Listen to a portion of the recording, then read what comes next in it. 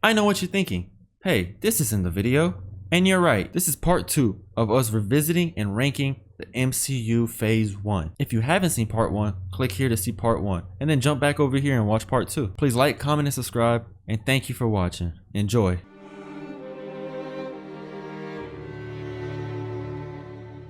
Now, moving on to the mighty Thor. So, Kevin Feige, after 3 movies, started structuring Marvel's films into phases. This is where he decided it's time to get into a phase. This is phase 1. This was inspired by how comics used to group their stories. Which is good. I mean, I think now everyone recognizes the phases. By phases, yeah. So he wanted their characters to have individual character-driven stories, and then for them to have a crossover film down the road. The Avengers are coming. Yeah. Chris Hemsworth was cast as Thor and is still currently Thor. Yeah. Thor. I mean, he has 4 movies. He does, and he's probably going to get a 5th, I think. So Feige and Marvel wanted Thor to contribute to the larger narrative of the Avengers. Thor released in 2011 and was a success commercially.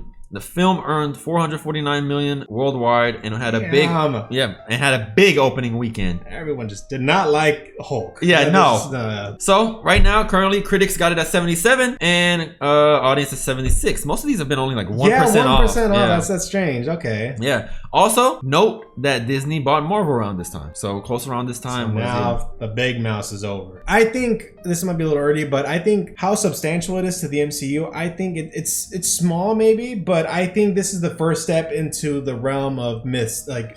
For sure. Before this, it was more contained on Earth, everything on Earth. This is more going out of Earth, more so that, like I said, the mythic element. Yeah. But like after this, we have Doctor Strange, but it's still on Earth, but it's more so containing, magical elements, so like a supernatural almost. But this is more magical, mythical, and then you have like Guardians of the Galaxy, which takes another place outside of Earth, which is still really cool. This is just interesting though, because like you said, the movies before this was grounded. So introducing an audience and being commercially successful for a movie that's very much out there and uses a lot more CGI. I was thinking when rewatching that, I think this might be the most CGI. I think. Yeah, I think their budget wise, first Avengers is the most they've spent CGI money. Yeah. But I think Thor is really up there. Yeah, like pushing the CGI limit, definitely. Because it was in Asgard. Yeah, so definitely on that because it's on Asgard. Granted, you can make a set for that, but I think CGI would be better. But like the shots that you see of Asgard are really good. Pretty good. I like that. 2011 too. Yeah, I like the palace of the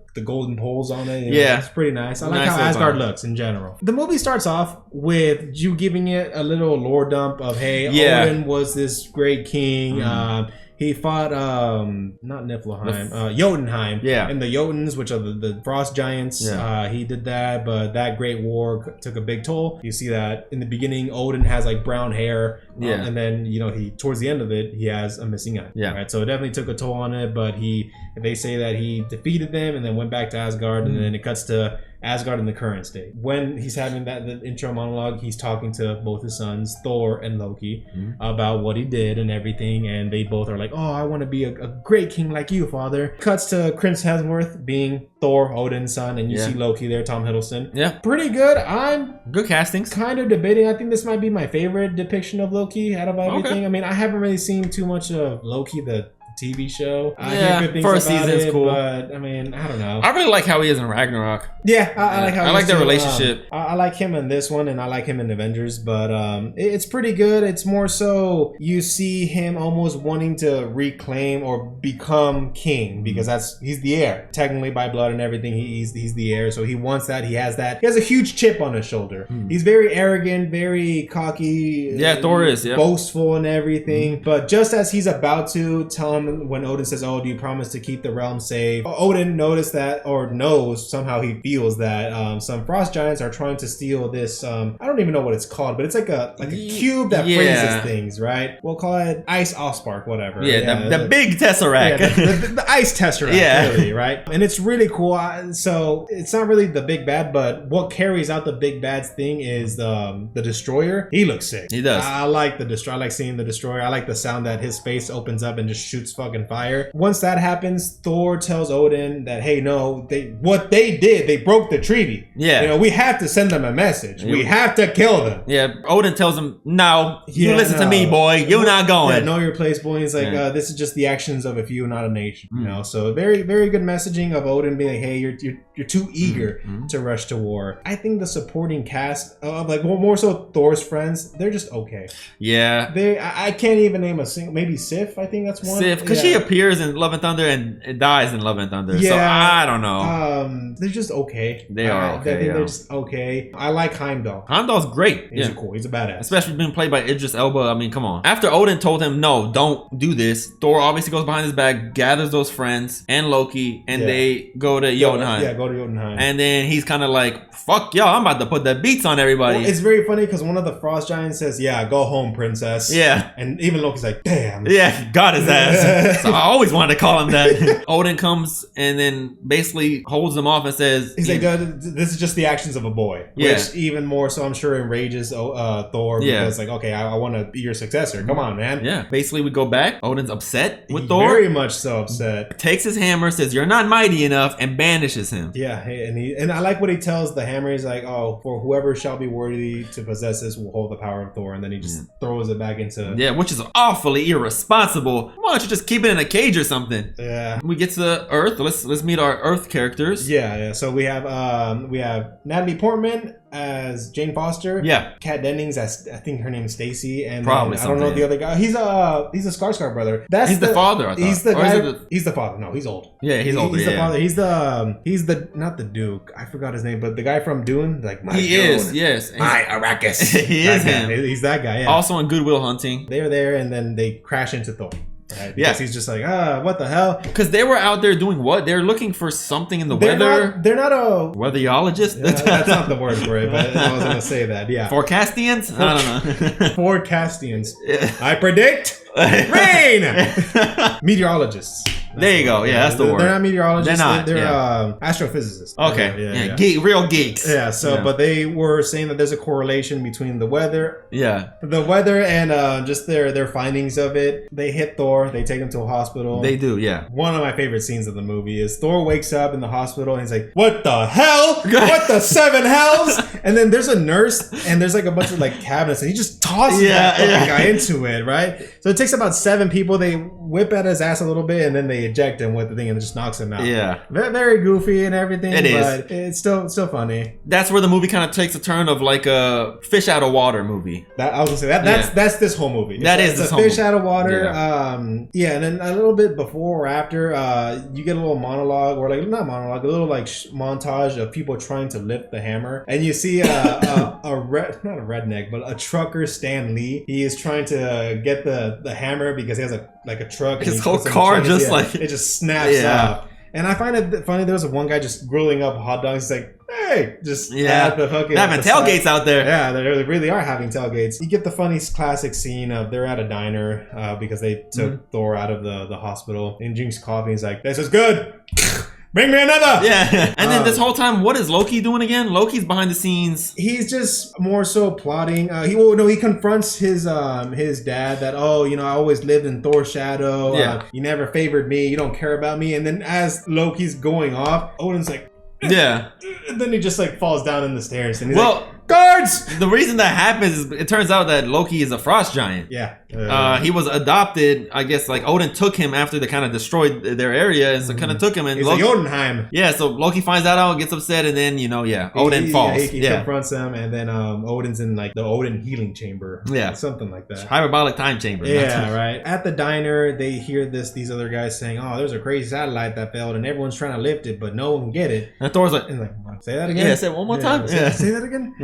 So they go there. I think Thor does try to lift it, right? He tries to go there, but by the time they get there, S.H.I.E.L.D. has already set up base around there. And this is where we get introduced to another character. This is the first appearance of Hawkeye. Oh, really? Yeah, Hawkeye. So Thor is going in there. He's fighting a bunch of guards, and Jane Foster tells him, hey, you can't go in there. I mean, he's like, no, I can go in there. Yeah. Hawkeye has his bow ready to like shoot at him, but Coulson tells him, no, stand down. I want to see this. He tries to pick up the hammer. He just can't. Simply, he is not worthy. worthy. Yeah. So they end up knocking him out, or I think he goes free willingly, or they could knock him out, I think. They have him in this jail cell. Coulson's talking to him, and then Coulson says, I'll be right back. And that's when you see Loki. Loki tells him, well, father died, and to respect his exile, like his last wishes, I'm just gonna leave you here. He's not dead, is he? No, he doesn't know. But that's what Loki tells tells Thor that, hey, dad died. So okay, yeah. when Loki goes to go see Thor, he talks to Heimdall, and Heimdall says, never has anyone passed through me in all my years that I've worked here. So how did they manage to do it? And Loki just says, oh, I don't know, Heimdall. Crazy. And just fucking slips by him. Thor's friends start to get worried about him. They do. And they want to go after him, so they go to Earth. And it's very funny because once they get to Earth, the SHIELD agents are like, is there a Renaissance fair going on? There's a Jackie Chan, and there's a fucking... That's crazy. Yeah, that is crazy that they said that. There's like a Hobbit or something like that. Then they finally find Thor. Okay. And they're like, oh, my friends, I'm so happy to see you guys. Yeah. But even before this, something to mention, any woman that sees Thor, it's like,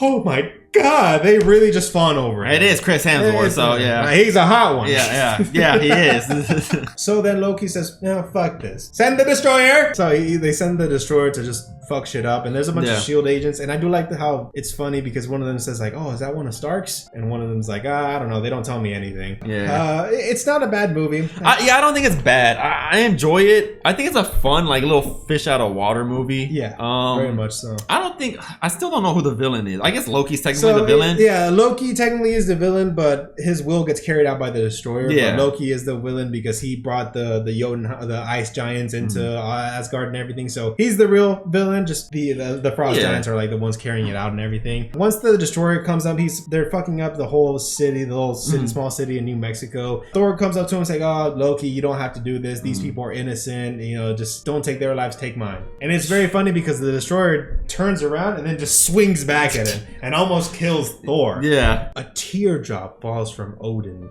because Thor is dying, but he gave that sacrifice, and then the fucking hammer just goes to him. And Jane's like, no, my God, I can't believe he died. And then his name's Eric. Yeah. So Eric pulls her like, no, you gotta get the fuck out of here. Yeah. And then the hammer comes up, and he has like an aura farm scene. Finally, eventually goes into Odin. Not Odin, it's Asgard. He goes into Asgard. Asgard, yeah. He gets back to Asgard, he confronts Loki, and Loki's like, no, the frost giants were gonna kill our dad. I saved him. I saved him. When Thor tells his mom or their mom that, no, he tried to kill me. And then he's letting all this happen. So then finally Loki goes to the Bifrost, and he just starts shooting like a death ray to Jotunheim to destroy Jotunheim. Jesus. Thor's there to stop him, and then Loki says, oh, what's made you so soft? Was it that Earth woman? And he does the thing that every villain does to give the hero that little motivation. Yeah. Like, maybe after that I'll go and find her. And Thor didn't like that, and he just shouldn't have said that. Yeah. So he stops Loki. I do like the little trope that Thor does when he just puts the hammer on people. He's like, he just hangs it on them. Yeah, like, he has to be careful because even if he dropped it like that, I mean that could probably kill someone. Him. Yeah. There is no way to stop the Bifrost. So what he does is he just destroys the bridge. And then Loki says, oh, if you do that, you will never see her again. And he's like, well, I have to. He sacrificed. It's got to. I think he has a really good arc. That's what I was gonna touch on. He has a good arc. think this is the only one since obviously the Iron Man movie. Like this, he has a great arc. Yeah. I think it's a really good arc. I think him going from that asshole kind of arrogant, like kind of frat boy, just like a huge chip on his shoulder. Yeah, definitely. To like, I'm a hero. Like I need to be, greater than what I am. Or just not be so rushed to like go into battle. Yeah. Definitely. So he's definitely humbled in that experience of it. And even towards the end, he talks to Odin and he says, oh, I still have much to learn from you. I hope one day to make you proud. And he's like, oh, son, you've already made me proud. Nice. We find out that like Loki died because they both, once they destroyed the Bifrost bridge, they both fall down, but then Odin saves them. He saves Thor first, and then Loki's there grabbing the staff, and then Loki just lets go. Yeah, I think this movie has one of the things I like about it has that early MCU charm. Like it feels like it's like a fun, early 2010s movie, and it's fun, it's lighthearted. I think the comedy's good. I think it holds up. It's a fun movie to watch. CGI is not terrible. It's not terrible, but it's just, you could tell it's more Yeah. more apparent on this one. Oh, yeah. For sure. The post credit for this one is we find out that Loki's still alive, but he's doing this weird thing where he's almost like possessing people because he's talking. Nick Fury's talking to Eric, the older guy that he's with Jane and Stacy. You're talking about the Tesseract. Yeah. Like Nick Fury shows him the Tesseract, and then Loki says something, and then Eric says something. He's like, "Oh, we'll just have to see about that," or something like that. Chris Hemsworth as Thor is really good. Best casting I think they could have done. Yeah, I think so. I think this is not the best portrayal of him. He plays better in Ragnarok, but but a good iteration of what we needed here. Of the story of like very cocky, very asshole, just ready to go into like battle, to being humbled and coming back. It's like, no, we can't just go out and mercilessly kill people. Impactfulness. You get introduced to the Tesseract. Tesseract is big. Technically the first Infinity Stone really that we see. And you more so see your first step into the realms of outside of the fucking Earth. I think that makes it impactful. You don't see too many deities, but you see Odin and Thor. So I mean, you introduce that. I commented on one of my likes is him and Loki's relationship. I think they're back and forth. I do like them, throughout the movies. I like the banter they have, and just like how they have that kind of like love-hate relationship with each other. And another one I wrote down is Chris Hemsworth is absolutely ripped.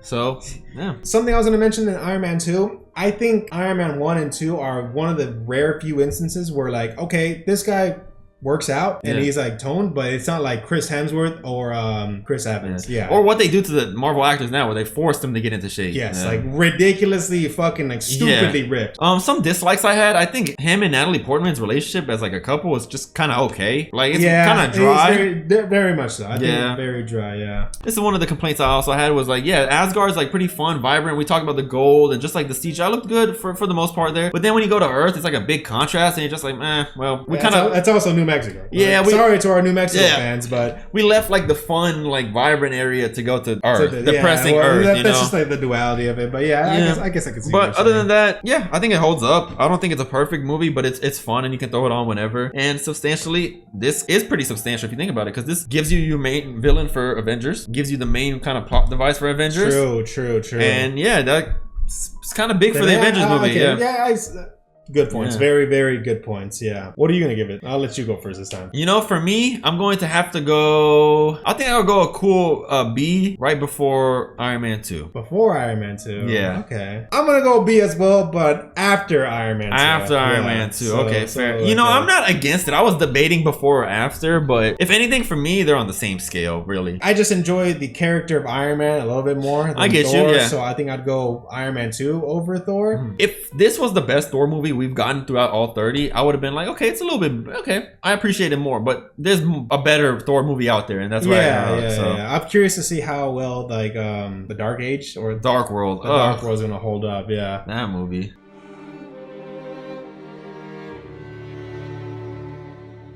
Moving on to the second to last film in this phase, which is Captain America: The First Avenger. I will say I like his score. I think that's. I can't mimic it, but it's really good. I like the score. Good score, really good. This is something that they do that is little out of left field. This is technically, up until this point, the first canonically movie. It is. Because it takes place in the 1940s, like 43, I think. So Marvel wanted to develop a Captain America project in the late 90s into the early 2000s, but had financial and legal issues, obviously, as we talked about. As we talked in the beginning. Yes. With the creative control back in their hands, they began developing a standalone film that would become a key part in their cinematic universe. Chris Evans and Hugo Weaving were cast as the roles of Captain America and Red Skull. After finally getting the money in their hands and getting casting down, they decided to start filming, and filming began in June of 2010. The film would eventually release a year later in 2011 and was the last step before beginning their work on their first crossover film, The Avengers. The Avengers. Yes. Captain America, the first Avenger, was considered a success and grossed $370 million worldwide. Critic rating sits at 80, while audience is at 75. I think the movie starts off with them finding Captain America in the Frozen, right? It is, yeah. It starts off with they find him frozen, and then it cuts to back to the past. Yeah, really, just like him starting. Marvel did a lot of that in the beginning of those early movies. Yeah, I think it was like it's a classic trope. I think. Yeah, I think so. You find Steve Rogers, this scrawny little white boy from Brooklyn. Yeah, which is very interesting for the time of like kind of limited technology to do like a head on a different guy and it tracking so well. It looks pretty good. It's not bad. Yeah. For the long, like for a brief time, I thought it was actually like Chris Evans. I was like, damn, this guy really jacked up. He got big, He got big, dude. Yeah, it starts off with him enlisting. Yeah, he wants to be in the military. In the army. And even reading all the stuff that happened or that he has asthma, heart problems. It's a big list. I didn't pause to like read all of it, but it is a big list. And I find it funny that the officer there is like, oh, what happened to your dad? Mustard gas. He was in the 107th. I would like to be that, you know? Yeah. Like, your mother, she was a nurse. She got hit and couldn't shake it off. So I think she got PTSD. Maybe. The way that sounds. Yeah. Right? But he's like, well, you have asthma. I can't let you, buddy. So he's just discouraged. Yeah. He goes to blow off some steam at his local cinema, and then he sees an advertisement for the military. Yep. And he's just enjoying it, just more so reveling on the fact that should be me out there. And then some dickhead is like, can we hurry it up? Please, can I just watch the movie? And then he's like, hey, buddy, why don't you shut up? And then he turns and it's like this big guy towering over him. And then he takes us to the back alley and starts beating the brakes off of him. It's like a quick swap. So my line of thinking when watching it is like, did he do that right there? It's like, come here.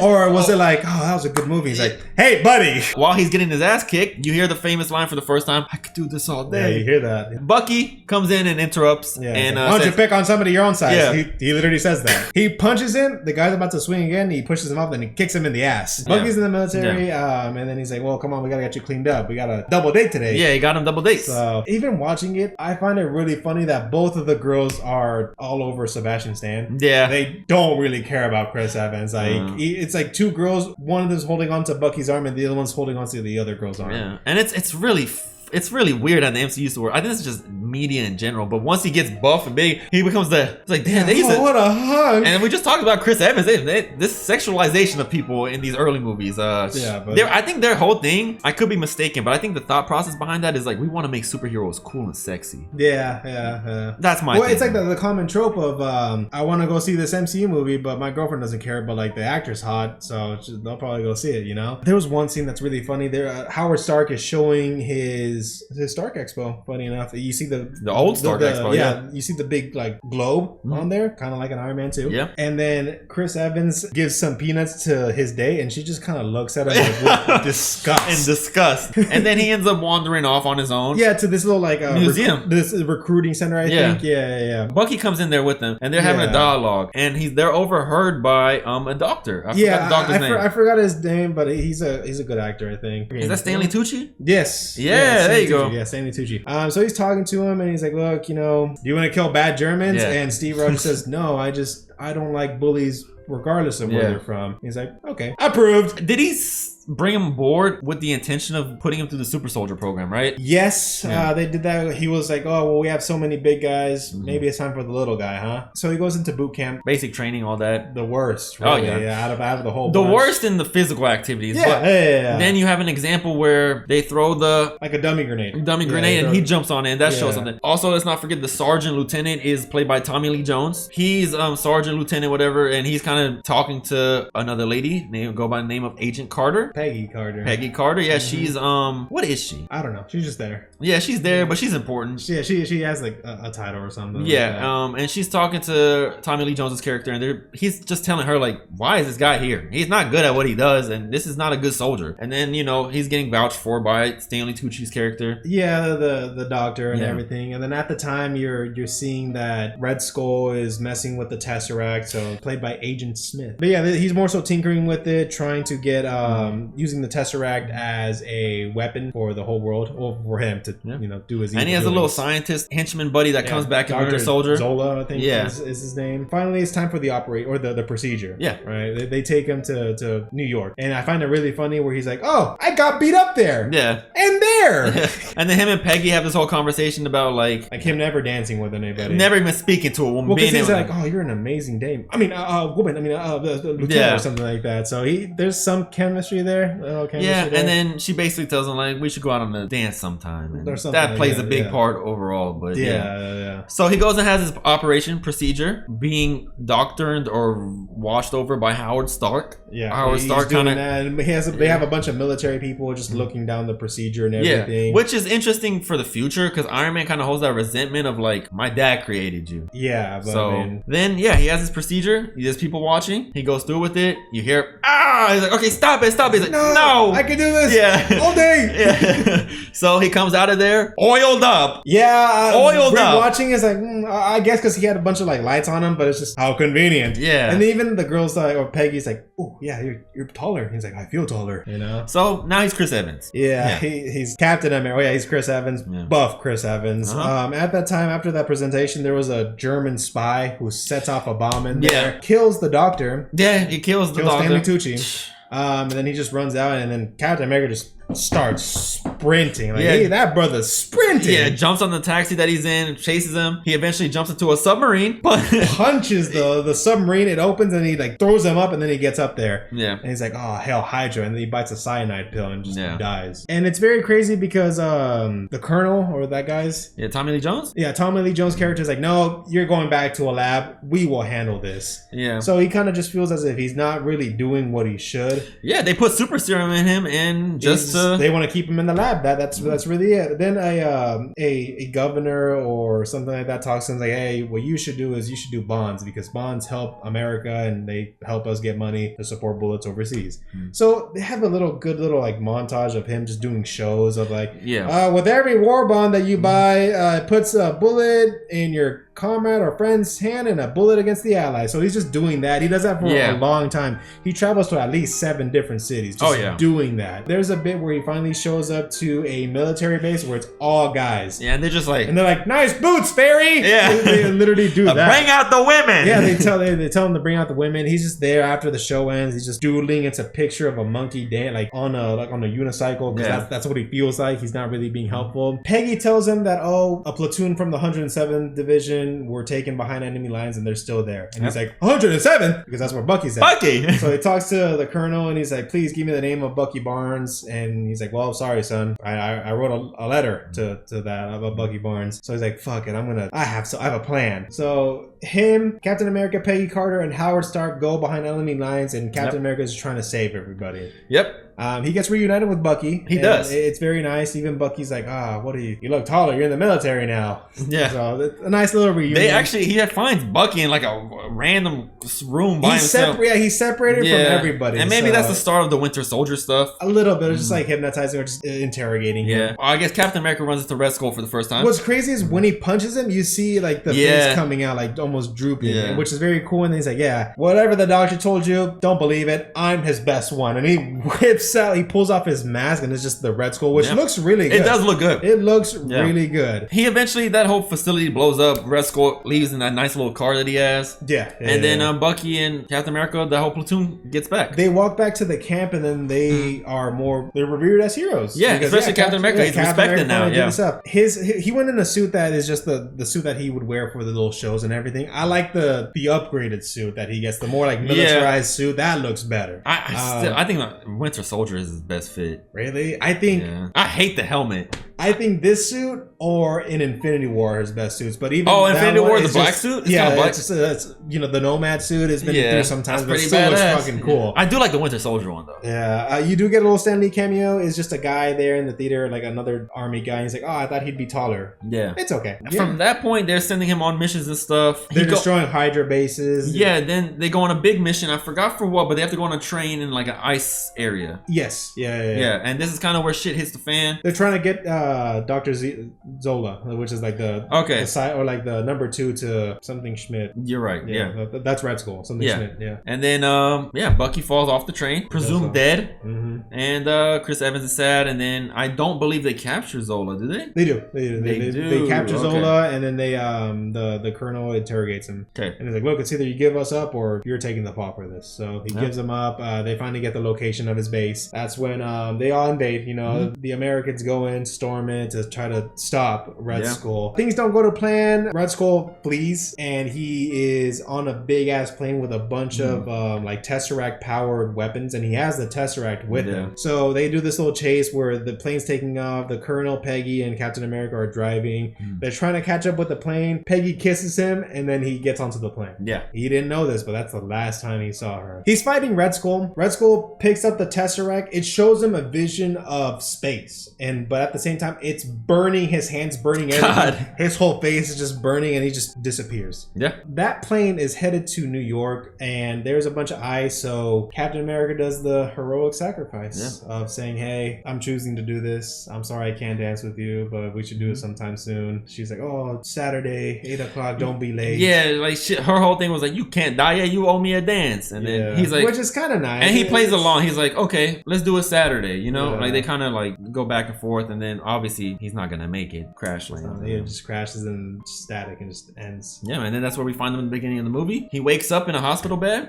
Radio is playing. The radio play. The background looks like how it would in 1940s. Yeah, the radio is New playing York. a game from that then. Yeah. He wakes up. He's talking to the doctor or the nurse, and he's like, "This game. I was at this game." Yeah. He's like, "Where am I?" Yeah. She's like, "You're at a hospital in New York." He's like, "No, where am I?" Yeah. So he runs out of there. It's a fake little hospital bed. Yeah. In the middle of Times Square, confused as fuck. And then trucks approach, and the movie ends. It's Nick Fury there. Nick Fury, yeah. It's like, "Look, the world's changed a lot. You know, you need to just calm down." Then he's just looking in sadness, and then Nick Fury's like, "Oh, is everything okay?" And he's like, "I had a date." Yeah. Boom. A beautiful ending. Good ending. Really Not bad, beautiful yeah. ending. I like that. Mhm. I think my gripes with this movie is just sometimes it slows down. It does. And I granted, I don't want constant action every minute. No. But sometimes it does slow down for me. I think like the midpoint of the movie, it definitely slows down for me. The action scenes are pretty cool. There's a lot of shots where it's just him throwing the shield in slow There it is, motion, yeah. or him zip lining, or him like shooting, and all the slow mo actions. Mhm. It's fine. It's him making him look cool. For sure, yeah. The relationship between him and Peggy, there's one scene where he interprets Howard Stark asking Peggy if you want to get fondue as them fondueing. Yeah. You know? It's fine. I like their relationship in the sense that I buy it a little bit. I do, yeah. But just leading up to it's a little fast. And It there's is. there's some gaping holes, I feel like. Yeah. Semi-decent movie. I think I liked it a little bit more than I remembered. I agree with you. I think I liked it better when I watched it again than I did the first time. I think we both talked about it before. We thought this movie's kind of boring. There was times where I'd watch this movie and I'd just fall asleep. And then just wake up to the plane scene at the end, or just it already ending. I still feel like there's some boring parts to it. The pacing's okay. I think he doesn't really have an arc. Like he's the good guy throughout the whole movie. He just gets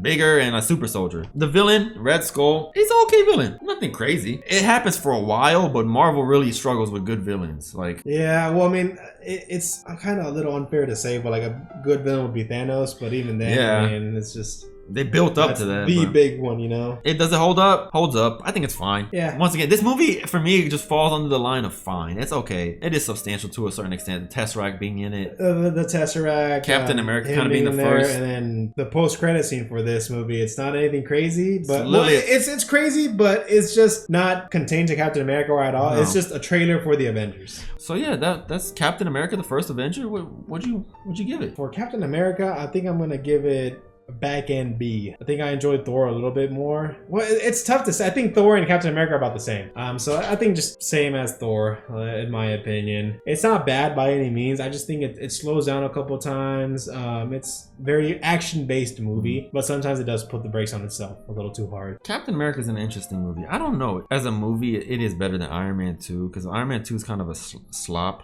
It's kind of all over the place. But for me, I'll put it behind Iron Man 2. Okay, behind Iron Man 2? Yeah, not not bad. bad.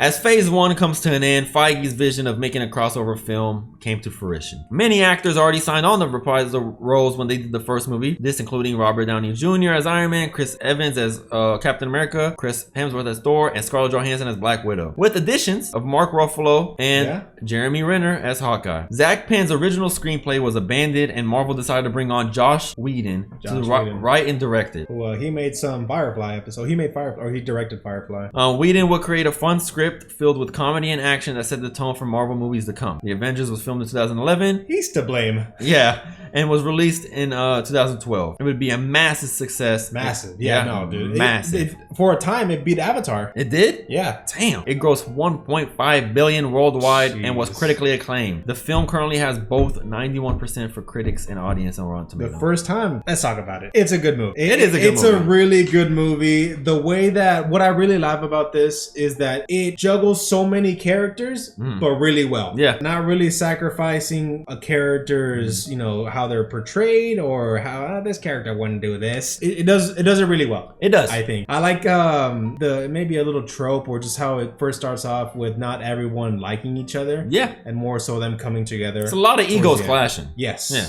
Big time. I mean, you have Tony Stark, you have Thor, you have Captain America, who doesn't have a big ego, but he is more so just Captain America, how he is. You have a little bit of Bruce Banner in there. You have Nick Fury and Black Widow more so just clashing. This movie has a look and feel. I think it's just really good. Yeah, it is. It just has there's a certain look and feel. Like, this movie is like, you can tell it was made at that time, but it's like kind of bright. It's fun. The comedy's not overdoing it. It's a good movie. I think, like you said, chemistry is really good. How does the movie go? So it starts off at a shield base. They are doing an evacuation because, surprise, surprise. Well, when we last saw the Tesseract in Earth, it was at the hands of Eric from Thor, and then Nick Fury had it. So shield has it. So they're just running tests on it, and then they find out that it's just not turning off, or it's just generating a lot of energy. Yeah. And then that's when a portal opens and you see Loki. He has a little staff with him. Yeah. And that little staff has this ability where it just pokes you, and then you work for him now. Yeah. Loki's just more so trying to take the Tesseract. He successfully does it, and then that's when the whole fucking base just caves in on itself. Yeah. They couldn't contain that energy, so it just caves into itself, and then Nick Fury says, I think we're in deep shit. We need to initiate the program or something. And then boom, the title card or the theme.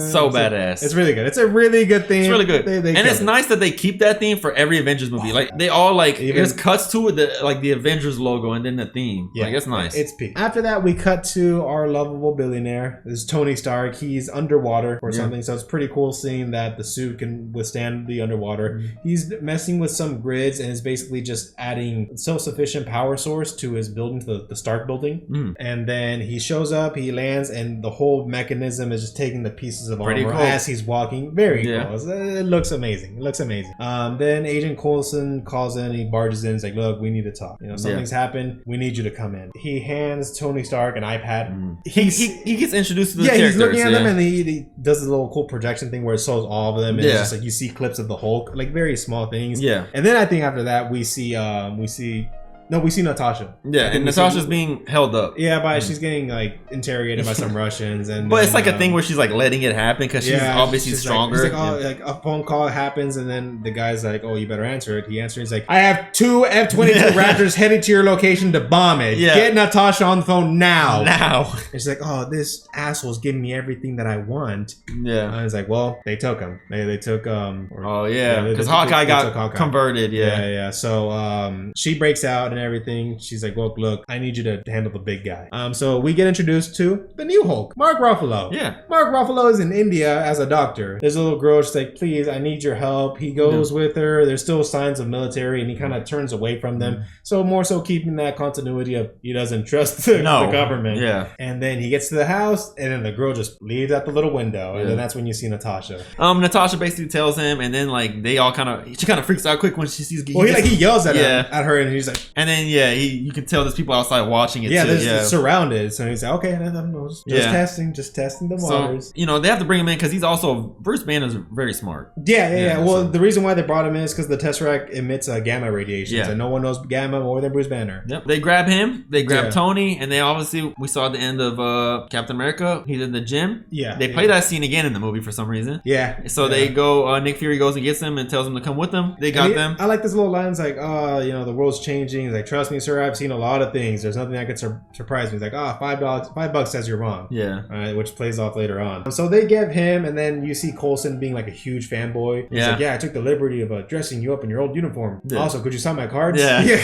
But they're in their helicarrier. Then everyone's introducing to themselves, and then you get into the helicarrier because it takes off. It was in the ocean. It takes off, and then Steve Rogers gives Nick Fury a $5 bill because he never saw that before. Yeah. They're all talking, and then they are more so looking looking for the Tesseract, looking for a facial recognition of Loki, which he ends up in Paris. Something like that. I think in Paris. It's some European country. It's like an art museum, right? Yeah. So they all suit up, and they'll try to take him down. And then Loki basically tells the whole audience, like he makes them bow to him, and he's like, "You guys are worthless. Like I'm a god. I'm a real god," and does a whole speech. Yeah. Then this old man's like, there's plenty of men like you, but there'll always be men like me to stand up against you. Hell yeah. And then Captain America shows up. He's like, last time I was in Europe or something, in Germany, I think, there was a bully just like you or something like that. They fight, and it's pretty nice. They have a cool little fight, like Loki versus Captain America. Then Iron Man shows up, and he with the badass song and everything. Shoots a thrill. She's like, Agent Romanoff, you miss me? Yeah.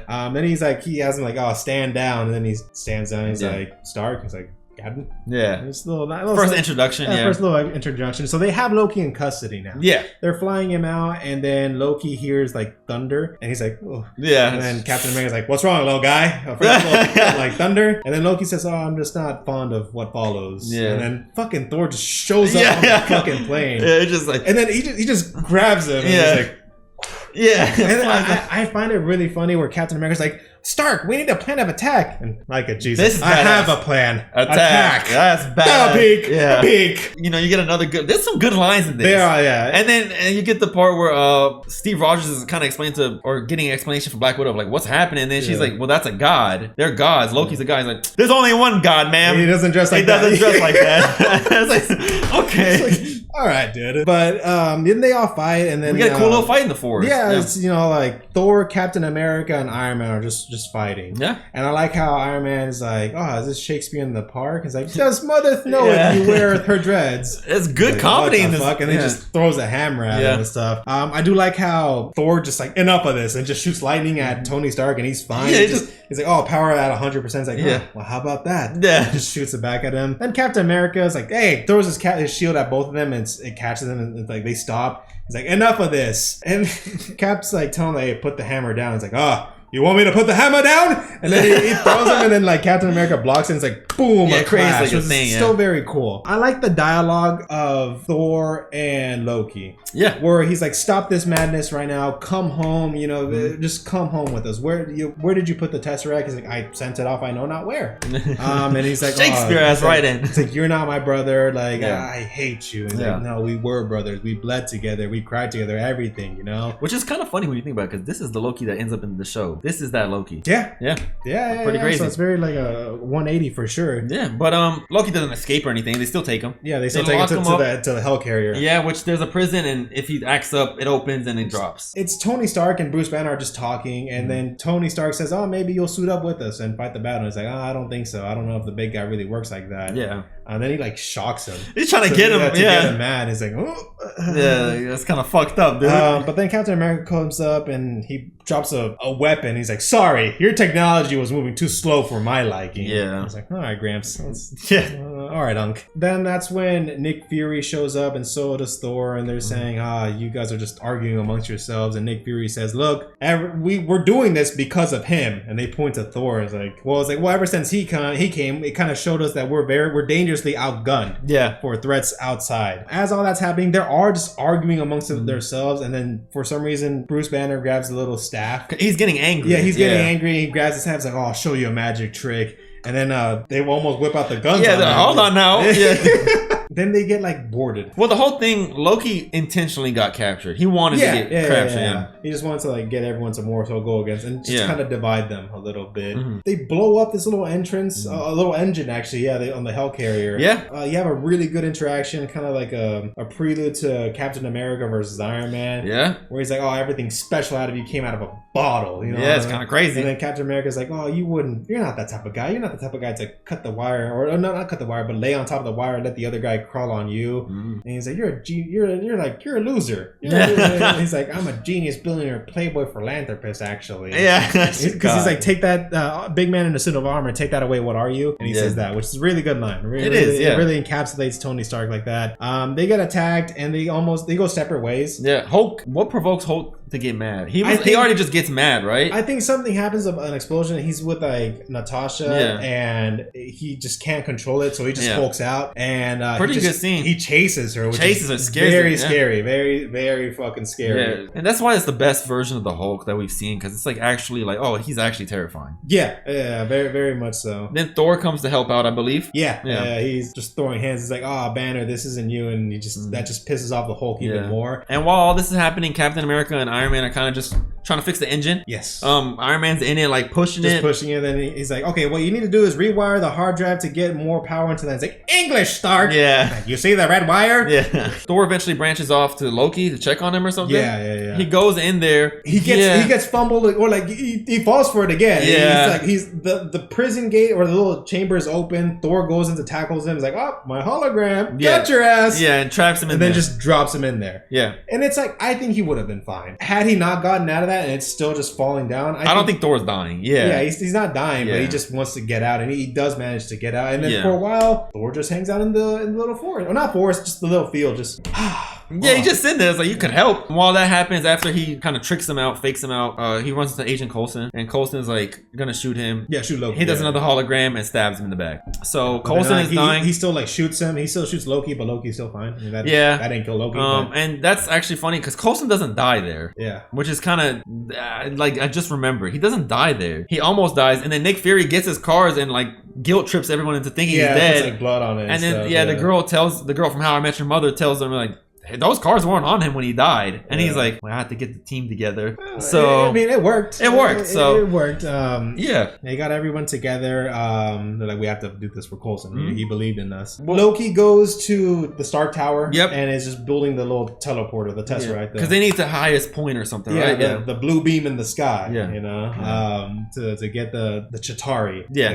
Which is like Loki's army. They need to buy some time, and especially, I mean, Iron Man has that suit of armor, but it's still like banged up and everything. Yeah. So he goes there, talks to him. You get the famous scene of, I have an army. We have a Hulk. And then Loki's like, well, how are you gonna stop me if they're all gonna be busy fighting you? And then he puts the little stab and it's like, it's metal. Yeah, he's like, just tap anywhere else on his body. Yeah, and then he just like smacks him out. And he has these little wrist things, so he's just free falling. Yeah, but he has to line it up so the suit can come. Yeah, so he could track it. But he has a little like home pod that just tracks him with a little suit of armor, which has a little like triangle. Pretty cool. He has, in every movie, he has different ways of equipping the suit until he gets to like Infinity War Endgame. He just and then it just it's like, okay, well, it's not fun no more. Yeah, so the Chitauri attack, and the big battle. By this point, Hawkeye's already converted because, like, I think Natasha hit his head so hard on the thing, he just like snapped out of it. Like smacked his head on a pole, like, on a steel pole, and he's like, "Oh, where am I?" And so it's like a scene from Black Ops where he's like, "The numbers, everything's like red and blue." Yeah. Like, so he's finally in the fray now. He's a part of the Avengers now. So they get together, the gang up, and they start fighting. Hulk is not here yet, so it's just everyone's fighting except them. But Tony's like, "Oh, where's Banner?" Yeah, he's like, he's not. We don't know. So big fight that I think lasts about 30 minutes, 25 minutes. It's a pretty lengthy, fun fight. Yeah, it's good. It's really good. There's a bunch of these like worm things that are just like fucking everything up. Really cool things. Really cool design. Really cool things. Yeah, very, very cool. The Chitauri look very cool. Oh yeah. Then Iron Man's trying to stop one. He gets its attention. It's like following him, and then he does another classic line of, "Guys, I'm bringing the party to you." Yeah. And then Natasha's like, "I don't think that's a party." Yeah. Because they're like, "Oh, Banner showed up finally in a little like motorcycle." Yeah, a little like scooter. Yeah, and I remember people being like, "Oh my god, he stole that! He stole that! He can't do that!" Which, I do. Yeah. They're on the bridge, right? Right before, I think in real life, it's like the train station or something. They're on a bridge. So it's Scarlett Johansson, Captain America, and Hawkeye. Banner shows up, explains to them. He's basically saying like, I'm sorry for leaving and stuff. And he says to them, and because like an earlier question asked by Natasha or whoever was like, well, how do you like control it? And he's like, I'm always angry. And then he just like transforms. I'm always. What's crazy is that's one of the few times we actually get to see him transform, really. Fuck you, Marvel. But that's a really cool. So he stops it, right? Yeah, and like crushes in. The whole worm just kind of falls into itself, and Iron Man shoots something, and it just blows up. Yeah. And then you get the good scene. You get the money shot right here. This is the money shot. Where it does like a little circle panning around everybody. You get the whole thing of like, okay, Stark, you go up there. Thor tries to like bottleneck it. Natasha, you guys do something, and Hulk smash. Like that, and then he just like gives a little grin and just like starts like fucking everything up. I don't know if you've ever seen this. This is for my gooners out there. You know that grin. Natasha looks up at him, and then you get a grin, and then it transitions to something. Thor goes up to talk to Loki, talks some sense into him, and Loki tells him, "I can't stop it." Sorry. Yeah. Loki somehow manages to stab Thor. Yeah, it's just like, come on, because it's like anytime it comes to Thor and Loki, Thor is just like kind of turns into a dumbass. I was like, please don't do this. Yeah, yeah, just like. I'm going to the seven hells, I guess. Yeah. So, damn, dude, look at this fucking light on my eyes. I'm going to Valhalla. The U.S. government has communicated to Nick Fury that they're going to drop a nuke. Yeah, so fuck it. Let's bomb. In context, well, like, let's send a nuke to New York. That's what the military and Avengers, the 2012. We are not saying that. We are not saying that. Yeah. So they send the nuke out. They send the nuke. So they just send it. Yeah, Iron Man and them noticed that, and Iron Man's like, well, I guess I gotta go catch this nuke and take it out to space before he closes it. Yeah. So he goes, it's pretty cool. Like, he grabs onto it, he kind of like adjusts this. Boom, into the portal. And I like the scene where it's like the portal is going there and then nothing comes out here. Yeah. He went into the portal. And then he drops it off, it hits right into the fucking ship and he just floats out. Yeah, which is, it's kind of a small scene of him going into space, but it fucks him up for the next 4 movies. Especially in Iron Man 3, yeah. And Age of Ultron, where he's like, has these visions and stuff, so. Yeah, a favorite scene of mine is when he's falling down, he's just not getting back up, Hulk just grabs him and saves him. I like that scene. Really cool. Very, very cool scene. Yeah. I do like that scene. Yeah, Loki goes on a tangent, then Hulk just grabs him, boom, boom, boom, just smashes him. Funny scene. Then he talks, like, puny god. They all circle around him with the famous money shot, too. This is another money shot. This is where Hawkeye looks cool, where he's like this. Well, yeah, because that could kill him, man. Yeah. You know, they arrest him, and we get a Stan Lee cameo in the news. Yeah, he's like, superheroes, big whoop. Yeah. Or something like that, which is a nice little cameo. Yeah. Nice to see him, you know, like the characters that he co-created or created are there in a big-ass movie like that. And then you see, like, the government or the hidden figures, the shadow entities. Yeah. The government is saying, oh, I can't believe you did this. How did you know it would work? And it's like, well, I had a hunch, you know, and they had to work, and if we ever need them, we'll call them again. Yeah, they're like, how do you know you can get them again? And he's just like, because the world needs them or something like that. Yeah. Thor takes Loki to Asgard along with the Tesseract. Cool. Not a lot of dislikes for me. I think so let's get into it. I really like this movie. Villain is strong. Yeah, it's Loki. It's just Loki again, but Loki. I think with the introduction of the Centauri and all that, it's really fun to watch. Yeah, and it gives you an excuse to watch like a big battle. So yes. Is there an arc? I guess the arc is like that one's kind of hard to. While watching it, I was kind of thinking, well, is there? Because it's just so many characters. Maybe it's just them not getting along at first and then becoming the Avengers. I like that. I like that arc of it. So I think a pretty good arc. Like we discussed earlier, the way it handles these big characters, I think it handles it well. Gives everyone their proper time, and it's pretty good. Impactful or substantial to the MCU? Yeah, I mean it's the first one. Yeah, it's it is. The first Avengers. It made $1 billion in box office. I mean, it kind of more so proved to Marvel or to the MCU that, hey, this gamble that we did in 2008 paid off significantly. It made only 4 years. Yeah, so much fucking money. The end credit scene is just the Chitauri telling Thanos, Loki failed, and you know we can't do it, and it's just what's a hidden figure, and he turns around. He turns around and it's just him smiling, and it's Thanos. Yeah. So for those who knew at the time, were like, oh yeah, crazy. Oh my god, yeah. The plot is very straightforward. There's no it's not, I don't think it's here to wow you with the plot. Just here's all these cool characters, look at them go. You know, this is the last time we're gonna get the OGs doing their thing, you know, because Age of Ultron adds new people for sure. So this is the prime people from the phase 1 doing their thing, and they do it really well, as the box office would show. And just in general, does it hold up? Yeah, I think so. Oh yeah, I agree. I think I like just watching this movie. I'm like, wow, it's really good. Yeah, and it's a self-contained story. You're like, it's not Infinity War where you're like, you end off on like, damn, it just created something bigger. Even Endgame creates something bigger at the end of it. And you're just like, God, I think it's kind of overwhelming. Yeah. This wraps up nicely, and you're like, well, there's gonna be more threats, and they're gonna have to work as a team. But hey, they handled their shit. Like they did their thing, you know. It's like I was saying in the beginning, they're all woven pretty well. That's what I like about it. They're juggling a lot of characters, but they're doing it well, I'd say. And just that's a big thing. The way that they bounce off of each other, it's really good, and I like this. And it's one of those movies that it could be 2-3 years of not seeing it, and then you kind of go back to it, and you almost remember it.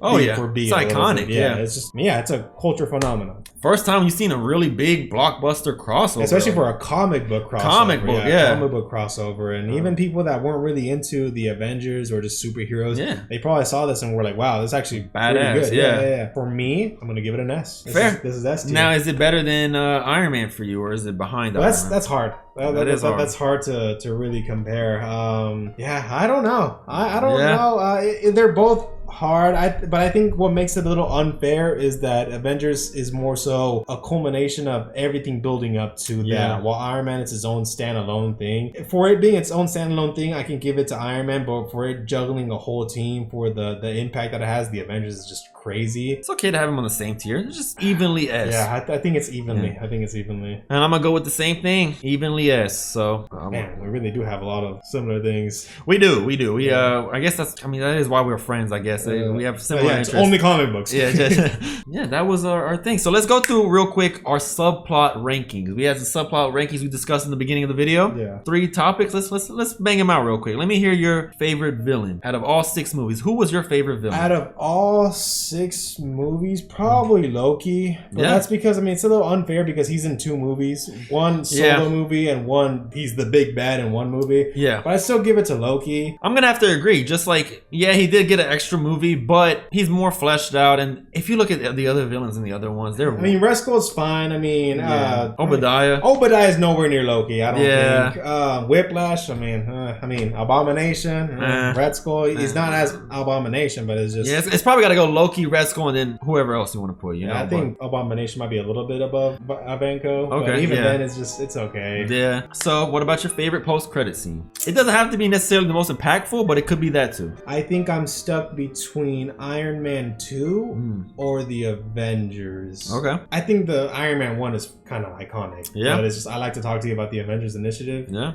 It's kind of cool. I think Iron Man 2 holds a special place in my heart because it's more like, holy shit, I know that hero. They're gonna introduce Thor. Fuck it, dude. I think I'm gonna go Iron Man. Okay. Iron Man. Damn, Iron Man. Tried and true. Tried and true. For me, I gotta go Avengers. I think seeing Thanos was cool. I think that was like, he looked menacing. I don't even know if I knew who he was at the time, but I saw him. I was like, holy shit, that's. But it's also crazy that it took like another Avengers film and then him. So the aura in that scene alone is pretty crazy. Oh yeah. I'm gonna have to go with the Avengers. Okay. And then our final ranking, which will be favorite Stan Lee cameo for Phase 1. What do you got? I think Avengers. I like the juxtaposition, if you will. Yeah. Of it being obviously he's a comic book guy. He created a lot of comic book characters. But he's like, comic superheroes, big whoop. Yeah. I like that. I like that cameo.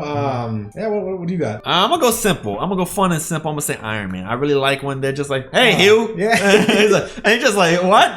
If you want to get into the real best Stan Lee cameo, Amazing Spider-Man 1, buddy. Best cameo Stan Lee's ever had. So that's going to be our reviews / recap / revisiting. I'm parched of the MCU Phase 1. Yes, 6 movies down. 6 movies. 30 something to go. I don't know. So it's like 27. Yeah. 26, 27. Thank you so much for watching our video. If you liked it, like, comment, and subscribe. Please do. We may do Phase 2 going forward. That is the plan. To head up to Doomsday, even Brand New Day. We're trying to get up there. Things of that nature. So if you like this video, just like, comment, subscribe, share it, and let us know what you think. Yeah. Thank you so much for watching, and have a lovely day. Gooners, assemble. Oh, shit.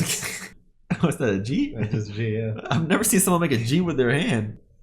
Whatever. All right. See y'all later.